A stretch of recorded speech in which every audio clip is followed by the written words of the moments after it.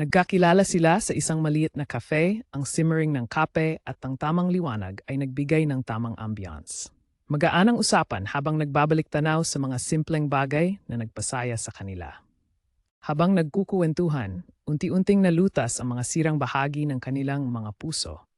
Ang pagtitiwala ay lumalago at ang mga malalalim na tanong ay sumisibol sa pagitan nila. Minsang humawak siya sa kamay, pawang kilig ang naramdaman. Isang simpleng kilos, ngunit puno ng damdamin, nagdala ng init at kasiyahan na umabot sa kanilang mga puso. Sa paglipas ng panahon, madalas na silang naglalakad sa ilalim ng sikat ng araw. Napapagod man, ang pagmamahal ay nagbibigay sa kanila ng bagong lakas. Sa mga nagtutulungan, kanilang pinagsasama ang lahat ng magagandang alaala at kahit ang mga pagsubok, palaging nandoon ang pagmamahalan sa likod ng lahat.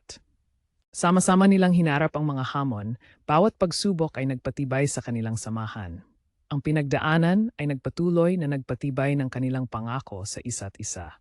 Dumating ang panahon na natutunan nilang tanggapin ang mga kahinaan ng isa't isa. Ang tunay na pagmamahal ay hindi lamang sa mga perpekto, kundi sa tayong lahat na tayo.